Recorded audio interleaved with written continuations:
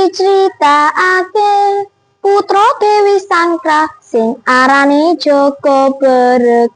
Cah sregep tumandang gawe duweni pitik jago wiring kuning jenise.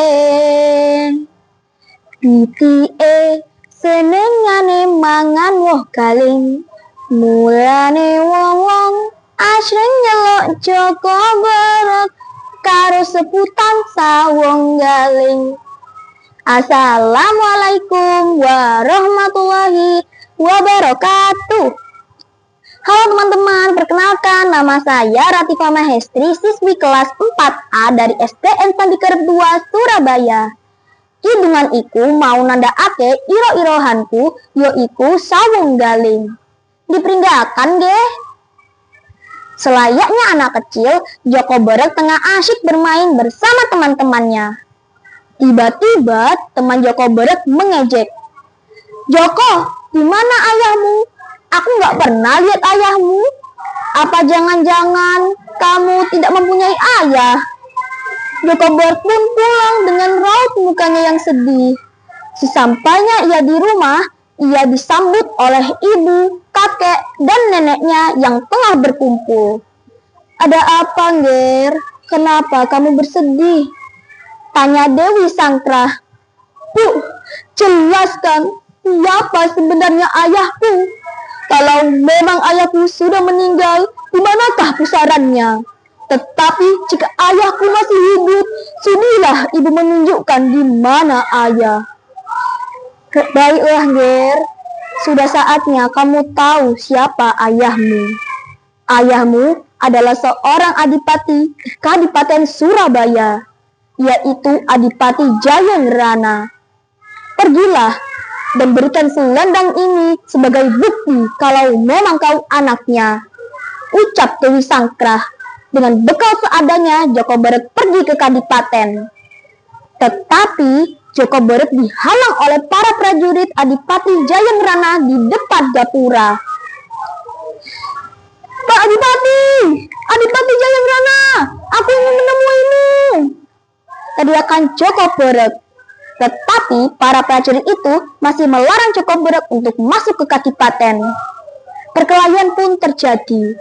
Perkelahian itu diketahui oleh dua putra dari Adipati Jayangrana, yaitu Sawung Rana dan Sawung Sari. "Berhenti!"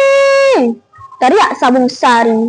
Maaf tuan, pemuda ini memaksa masuk untuk menemui Adipati Jayangrana," lapor prajurit itu.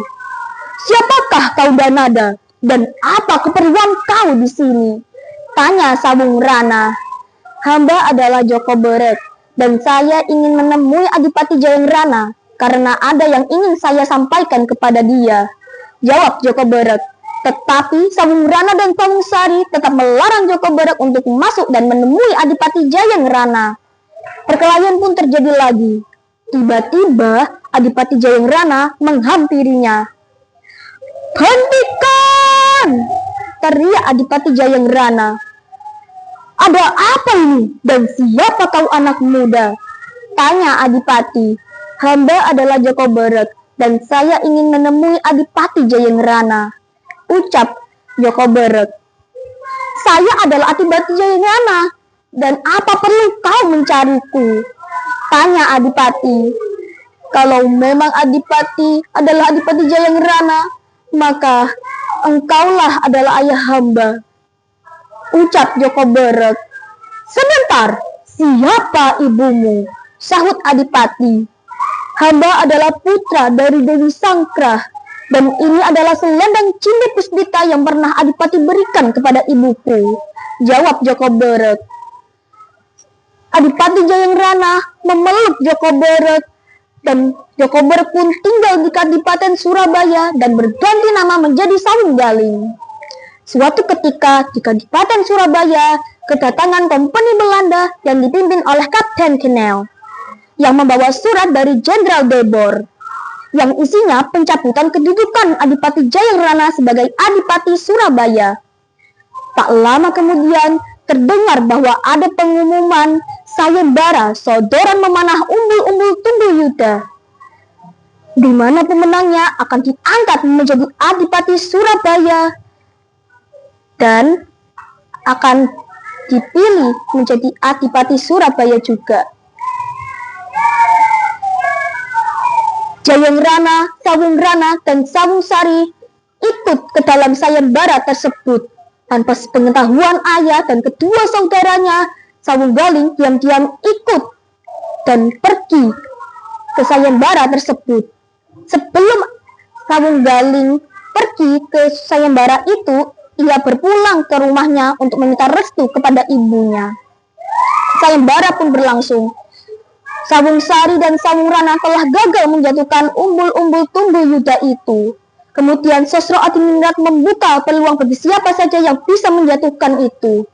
Kemudian seorang pemuda mengacungkan tangan dan ternyata itu Sawunggaling. Dengan bekal doa ibunya, Sawunggaling berhasil dan menjadi Adipati Surabaya dan menikah dari Putri Amangkurat, yaitu Putri Sekar Kedaton.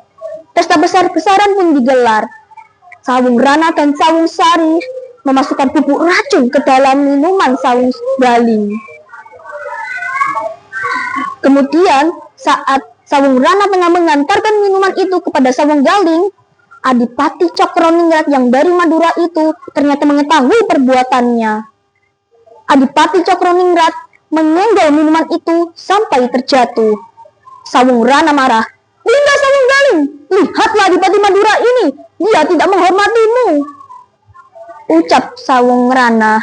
Tidak, akan hamba jelaskan bahwa minuman itu terdapat racun yang sengaja dimasukkan oleh Sawungrana. Dan ketahuilah, kedua kakakmu yang bergabung bersama kompeni Belanda yang ingin kedudukanmu sebagai adipati, jawab Adipati Cokroningrat.